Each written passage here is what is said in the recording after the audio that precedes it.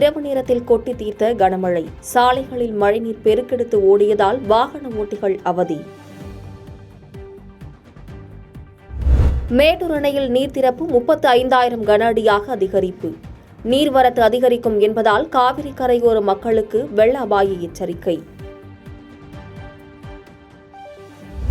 தனியார் பள்ளி மாணவர்களுக்கான பாடப்புத்தகங்களின் விலை அதிகரிப்பு. 1 முதல் 4ஆம் வகுப்பு பாடப்புத்தகங்களின் விலை 40 ரூபாய் வரை உயர்வு. நாட்டின் தலைசிறந்த கல்வி நிறுவனங்களின் பட்டியலில் தொடர்ந்து 6வது ஆண்டாக சென்னை ஐஐடி முதலிடம். சிறந்த மருத்துவக் கல்லூரிகளில் சென்னை மருத்துவக் கல்லூரி, வேலூர் சிஎம்சிக்கு இடம். சென்னை விமான நிலையத்தில் தாய்லாந்து நாட்டிலிருந்து கடத்தி வரப்பட்ட அரிய வகை உயிரினங்கள் பறிமுதல். அரிய வகை உயிரினங்களை கடத்தி வந்த சென்னையைச் சேர்ந்த பயணியை கைது செய்து விசாரணை. சட்டவிரோத பணப்பரிமாற்ற தடை சட்ட வழக்கில் ஜாபர் சாதிக்கிற்கு ஆகஸ்ட் 23ஆம் தேதி வரை நீதிமன்ற காவல் நீட்டிப்பு. புழல் சிறையிலிருந்து மாவட்ட அமர்வு நீதிமன்றம் முன்பு காணொலி வாயிலாக ஆஜர்படுத்தப்பட்ட நிலையில் உத்தரவு.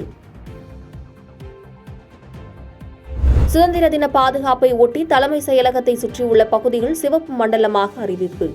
முதலமைச்சர் இல்லத்திலிருந்து தலைமை செயலகம் வரை செல்லும் சாலைகளில் ட்ரோன் பறக்க தடை.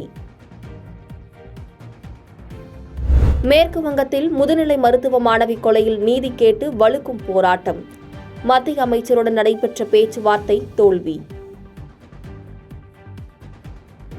பாதகம் செய்பவரை கண்டால் நாம் பயங்கொள்ளலாகாது பாப்பா. மோதி மிதித்து விடு பாப்பா, அவர் முகத்தில் உமிழ்ந்து விடு பாப்பா.